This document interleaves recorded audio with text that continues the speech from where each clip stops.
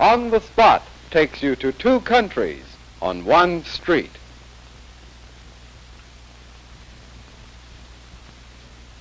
If any of you are statistically minded, here's a fact of interest.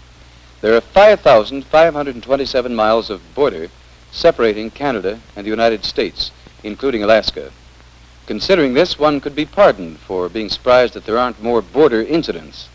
There are incidents, of course, but local ones, mostly caused by the fact that in about 75 places along the border, there are buildings that stand in both countries.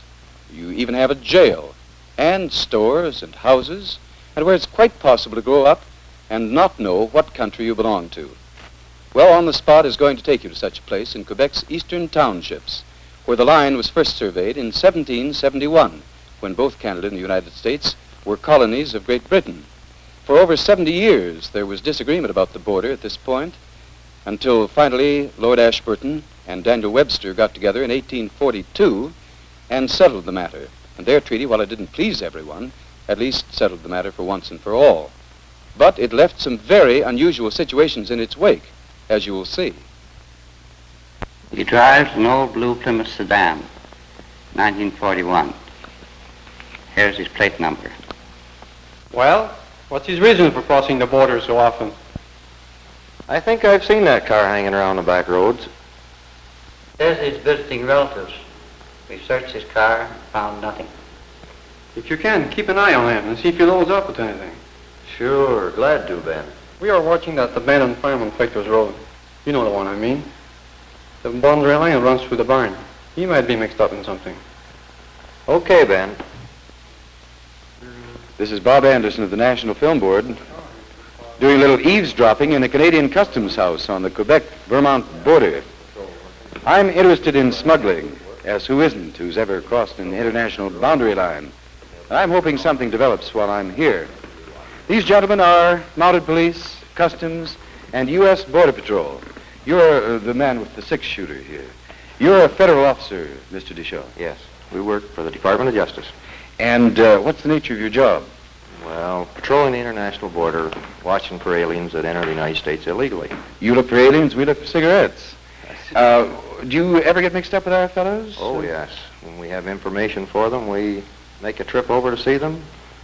And lots of times when we're patrolling on the back roads, we watching for a car, and it turns out to be the Mounies. I'd hate to get caught in between you. What about the mounted police job along the border? Well, actually, we're mainly concerned with the patrolling of the border in order to prevent American goods from coming into this country illegally. So you act as the enforcement officers for the Customs and Excise Division? That's right. What about the customs man, Mr. Miller? Well, this is the Frontier Highway Office. We issue motor vehicle permits. We collect revenue, we search cars, and we try to enforce the various customs laws and regulations. Well, thank you, gentlemen. You will let me know now if anything develops. Oh, yes, I will. Good. Thanks, Mr. Miller.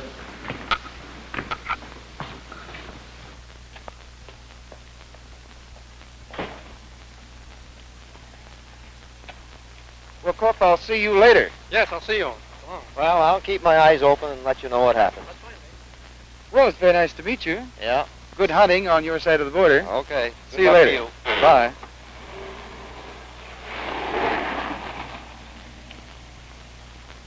Well, I'm standing on Canusa Street in Beebe, Quebec, just near the Three Villages, which is our destination. This is certainly a most unusual kind of location. The international boundary runs diagonally up this street its whole length, and the people who live on the right live in the United States, and the people who live on the left live in Canada, and they're across the street neighbors, and that's really all the boundary is right here. And even up above us here, the flag flying on the flagstaff of the Canadian Customs across from the American Customs, when this Canadian flag flies, it actually flies partly in the United States. The name of the street, Canusa, is a contraction of Canada and USA, and there's no barbed wire separating the Canadians on one side and the Americans who live on the other side of the street. Hey, girls, this is Faith, Hope, and Charity Greenwood, and they're Americans. What do you do when you cross the street? Do you have to report? Well, we're supposed to legally, but we don't.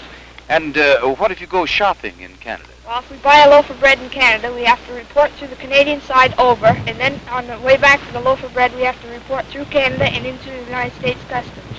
Well, what about if you go to Canada and come back and you haven't done any shopping? Do you report?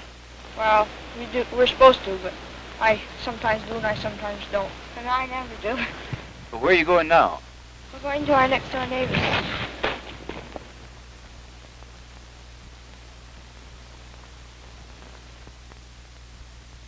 At the other end of Canusa Street are two gas stations facing each other, one in Canada and one in the United States.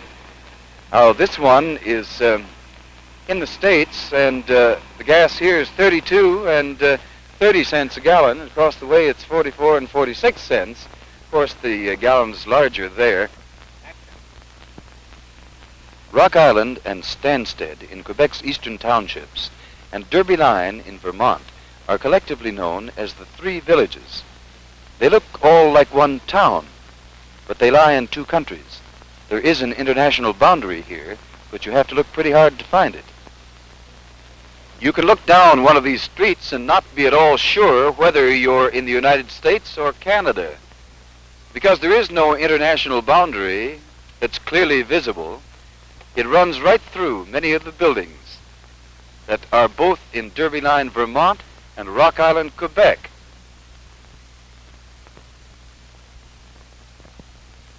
Without the signs to remind you, you just wouldn't know you'd crossed an international boundary. We know the United States is up that way because the signs say so. And the puzzle is to find out where this international boundary is. It's not an easy job either. This shop is in the United States, must be, because there they sell American cigarettes and other American goods. Now, just a moment, I think we're getting warm. There's something across the street there that looks like a hitching post. Yes, this is it. This is the International Boundary Post. This truck, which works for the Canadian Pacific Railway, or Express, is bisected right now by the international boundary.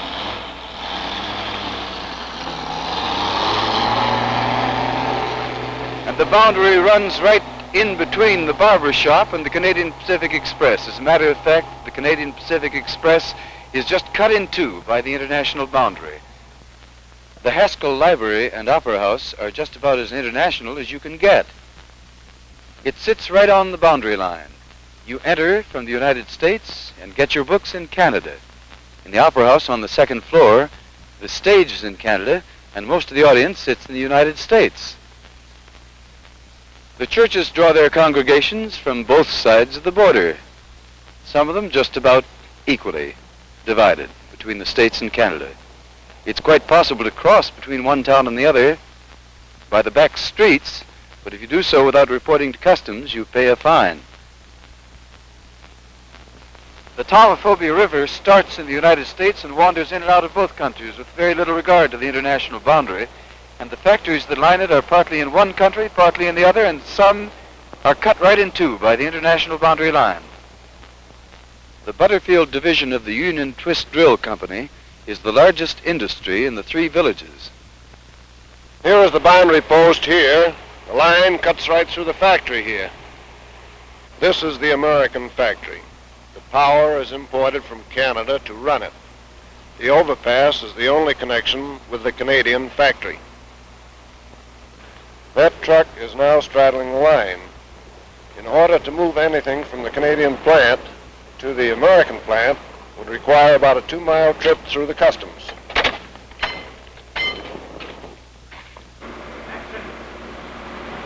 In these plants, we manufacture taps, dies, reamers, twist drills, and milling cutters. The Canadian plant is the largest of its kind in the country, devoted exclusively to the manufacture of cutting tools. The two plants are run entirely separately with one common administration. We employ both Canadian and American workers on both sides of the line, maintaining equal wages, which gives the Canadian workers a break. Bill, this is Bill Denny, who has a house on the line just the same as our plant here. I thought you might like to meet him. I'd like to see that house. Well, you'd be welcome to. I'm going home for lunch shortly, and I'd like to have you come up. Thank you very much. You're welcome. Out of their living room window, the Denneys see the United States. In fact, this part of the house is in the States. Derby Line, Vermont, which you see up the hill. The focal point of the living room is the TV set, and it's an American one. Bought, of course, at a considerable saving. They can only look at it in this room. If they moved it to any other part of the flat, they'd have to declare it and pay the duty. The international boundary runs right through this end of the Denny's kitchen. The washing machine stands just over the line in the States, but they use it in Canada where the sink is, so they bought a Canadian one. The stove and the refrigerator would have been cheaper in the States, but not after you've paid the duty, so they're Canadian. The table and chairs are American, because Mrs. Denny liked the model, and because even with the duty, they were cheaper. The duty had to be paid because they used 3 feet over the border in Canada. They have a Canadian telephone, because the rates are cheaper in Canada. In an international house like this, it doesn't matter which side of the line the actual phone is on, so long as the bells ring in Canada. Well, Mr. and Miss Denny, we just had a very nice lunch over there in Canada in the kitchen. Now we're sitting here relaxing in the United States before you have to go back to work, Mr. Denny. Yes. How does it feel to live in a house divided like this between 2 countries? I never really think it is divided between 2 countries. I often look out and see the American flag up in Derby Line, and then I see our Union Jack on the Canadian Customs, and I really never think too much about it. Things pretty well mixed up. It's Yes. the community. Yes. We've been Yeah. used to it. Our fraternal societies and the service groups are composed of members from both sides of the line there. Mixing It's really freely. like a big happy family, Yeah. actually, right here on this border. Yes. What about the boys? Where do you go to school, boys? In Rock Island. And where do you play? In the summertime, we play baseball in the United States at Baxter Park. In wintertime, we play hockey over the arena in Canada. Well, I understand you've got 17 hockey teams in Rock Island, is that right? Yes. Well, hockey's a Canadian game. Look, what about, are there any differences between the boys in Derby Line and the boys in Rock Island? Yes. They speak different. In the word there and here, they'll say thea and here. Is that so? They and here. Well, you wouldn't expect a difference like that in towns close together, would you? No, you wouldn't. Miss Denny, where do you do your shopping? Well, we buy nearly all our food in Canada because we find a lot of it is cheaper. The milk, for instance, is 5 cents cheaper a quart, and of course we get an extra cup. So, Yes. And then the bread also is cheaper. It's a larger loaf, too. Well, I didn't expect there would be differences like that. Oh, I guess- yes. Now, you're not the only family living in a house like this on both sides of the border. No, there are several families that are situated like Well, this. in fact, a very good friend of ours, Mr. Novia, lives in an international house. By the way, Mr. Novia is chief of the U.S. Immigration. Just up the hill. Just up the hill here, yes. Well, I think maybe we ought to see him. We came into your house through the United States. We didn't bother reporting to customs or immigration up here. Perhaps he want to see us. Well, it would be a good idea, anyway. Well, we'll go up and have a talk with See him. him. Thanks. I'm really not conscious of living on the border in a house directly on the international boundary line.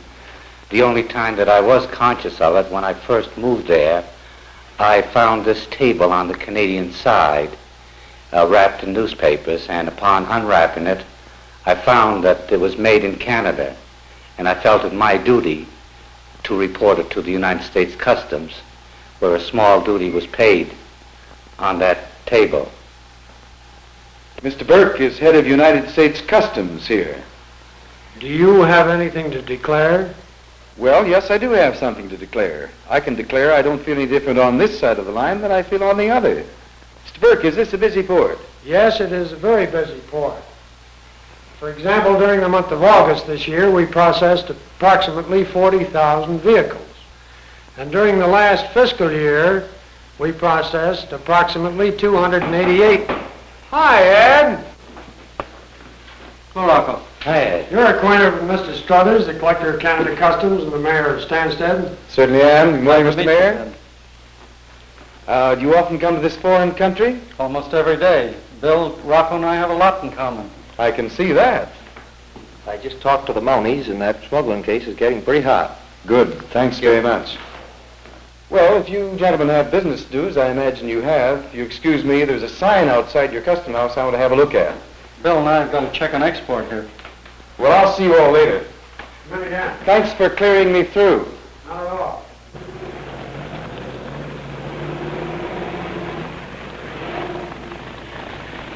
Where will you be in a few minutes? I'll be in customs with Mr. Struthers. Well, stand by. We'll pick you up before long. All right, good.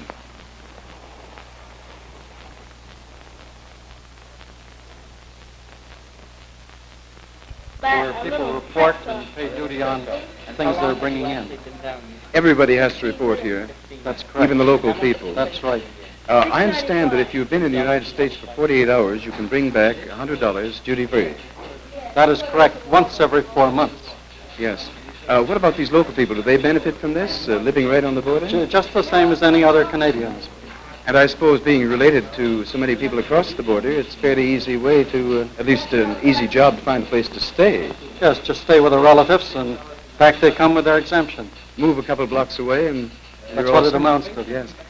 These are mainly, I suppose, local people who've made purchases in the States and are declaring them now. They are. They've bought goods in Derby Line, and now they're paying duty on them here. You wish to pay duty on this pumping saw, fellas? Yes. And how much did you pay for this, please, in the States, sir? $6.95. $6.95. Do you have a bill from the store where you purchased this? It's in the box here. It's marked on the box, eh? How long have you been in the States, sir? 15 minutes. 15 minutes. Yeah. Mr. Struthers, I understand that if I want to, as much as I might want to import a mongoose or an old mattress or some egret feathers, I can't do it. Is that true? How'd you find that out? Our book? I'm afraid I've been peeking, yes. That's true. I've been surprised to find that there are so few items absolutely prohibited. There are only 18 in the tariff book. Now tell me, if I go down to the States in my car and come back over with my exemption, you know, having been there 48 hours, can I bring anything that I can pile into the car? The criterion is what one would take with them on the train or check as baggage. That means that if I want to bring in a radio, I can only bring in a small one. That's correct. You couldn't bring a console radio. But if I wanted to bring in a bicycle, an awkward item like that, I could. But not a motorcycle. Well, I know that you can check a canoe on the train. I could bring that in. But not a rowboat. Then What there's else? the question of a a rug. You could bring one that could be folded into a small package, but you couldn't shoulder an linoleum and bring it in. I see. So it really depends. Your criterion is then what you can carry as baggage on a train. That's correct. I'd like to ask about some immigration matters. Mr. Quillinan, who's in charge of the Immigration Service, will answer your questions. Good. I'll be seeing you later. Okay. Well, sir, Yes, sir. in this strange, mixed-up community where you have the border running even through houses, I suppose you must run into cases where people don't really know what they are, one citizenship or another. It has happened. Lived and grown up without knowing what citizenship they had. Have you got cases of that around here? We certainly have. One here standing right beside me, whose father-in-law status was mixed up for years. You didn't know whether he was Canadian or American, huh? Well, to start off, he wasn't quite sure. They took quite some time for them to really decide whether he's a Canadian American. And he came under the same regulation as most children are born in the United States. These old houses were built on the line years ago. And this house was built with the front part, the front door, and front room in Canada, and the rest of the house was divided by the line. It was in the United States. The bedroom where my father-in-law was originally born about 70 years ago was divided by the line, and after a lot of conferences between both the immigration services, it was decided that he was an American due to the fact that 2/3 of the bedroom was in the United States. Well, I guess you don't run into much of that kind of thing anymore. It's pretty well straightened out, I suppose, now. And I understand that even now, most of the children who are born in this community are born in the United States, in Vermont. I should say the majority are. Why is that? Well, The nearest hospital is in Newport, Vermont, 9 miles away. Yes. The nearest one in Canada is 31 miles away at Sherbrooke. Well, that makes quite a difference. I can understand that. Well, now, are these babies born there, are they Canadians or Americans, or both? Actually, they are recognized as citizens of the United States by the United States and by Canada until they have been admitted here and have been registered as Canadian citizens. This must be done within 2 years of the date of their birth. Otherwise, they're just treated as immigrants. That is right. Mhm. Well, thank you very much, gentlemen. I'm going to go along and see Mr. Struthers. Right. See you later. Mr. Struthers, I have the general impression that people like to try to beat you customs people. Do you think people are at heart larcenists? No, I don't. I think most of them are honest, and we try to keep them honest by spot checks and rather more careful checks sometimes. Mm-hmm.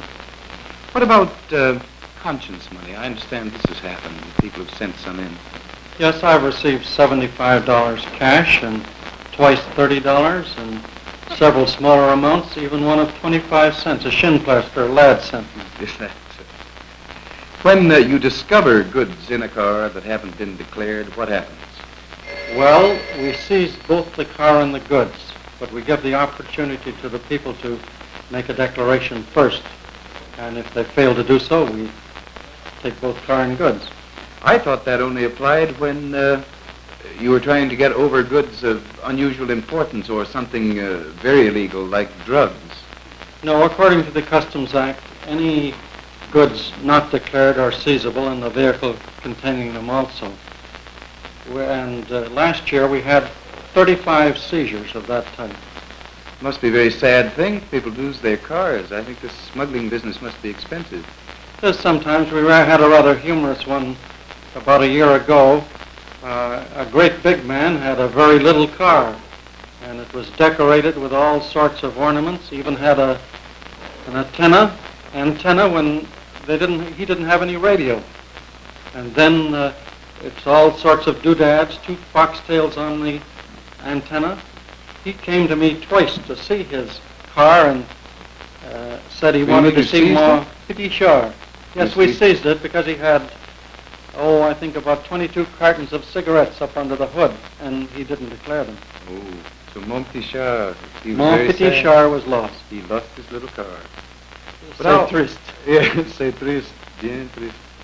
What about this business? How do you know who to look for? How do you know who to suspect? Well, the officers who have been in this work for a good long period acquire 6th sense. Well, I can understand people being a little nervous when they try to get away with something going through customs, but you mean something more than that. Yes, through the years, the officers acquired quite a bit of intuition, and are able to pick out people who are smuggling. Come out the window and have a look. See, this car is a local and may only take a minute or so.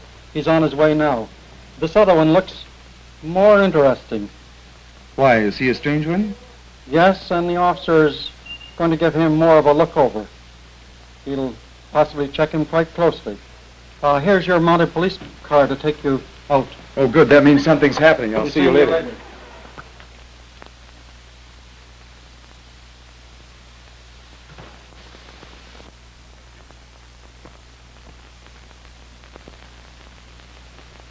There are roads all through these hills here, going from the States to Canada, and we have to patrol them all. We've been watching an abandoned farm lately, and we have a lookout there just now. Portable to car 40. There are 2 cars there now. You better get here fast. Roger, Portable. We'll be there in a minute.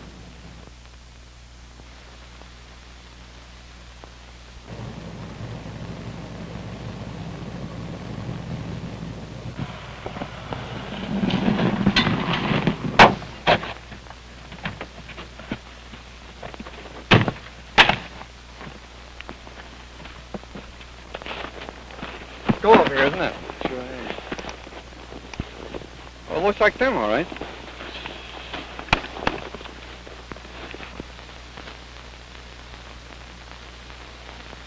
Looks like quite a load, too. You want to have a look? Thanks. Hey, they're starting to move. Well, let's go then. Let's go.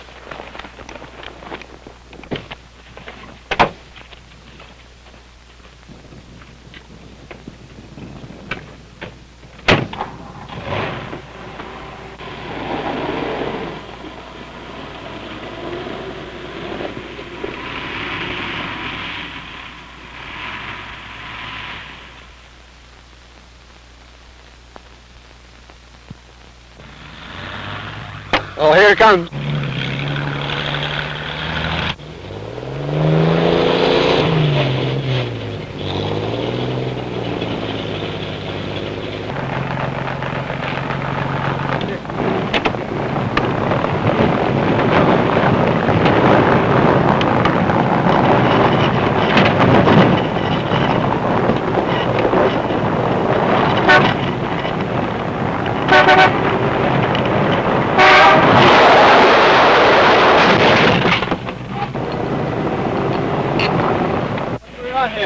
Okay, Andy, watch him.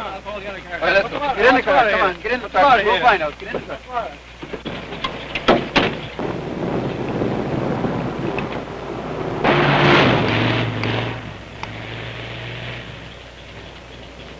Road 52, I'm just following a 1941 blue Plymouth, going towards Baldwin's Mill. Would you please arrange to block the road at Pirates Farm? Over.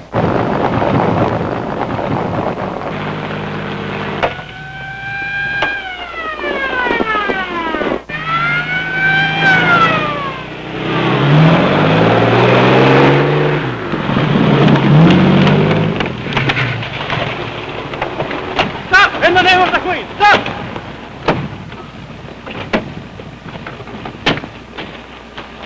In the name of the Queen, stop!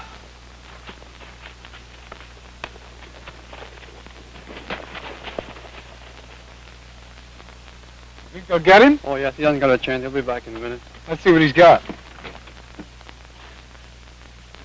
Cigarettes? Yeah, quite a load, too. Huh?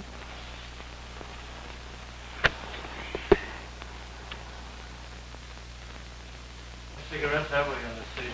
Well, approximately 200,000. They have to count them first to make sure. Well, this is just a small part of the 200,000 cigarettes that came out of that smuggler's car. Mr. Struthers, what happens to all these cigarettes you seize at the border? They're held pending the decision of the Minister of National Revenue, and once forfeited, we send them to veterans' hospitals. In 1 year, we sent close to 2 million cigarettes to veterans' hospitals from Victoria to Halifax. Well, I'm glad you leave it to the veterans to burn them and that you don't just burn them here. I don't suppose you'd, We certainly should, because those cigarettes are very carefully checked. Well, that's all right. The international border is only half a block away, and I happen to be going over to Derby Line for dinner, so... Be sure and report when you return. I should mention that if you do consider bringing cigarettes over the border, you stand a good chance of not only losing them, but of losing your car as well, which makes it a little more serious.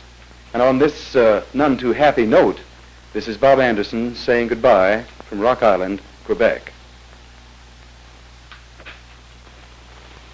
On the Spot is a production of the National Film Board.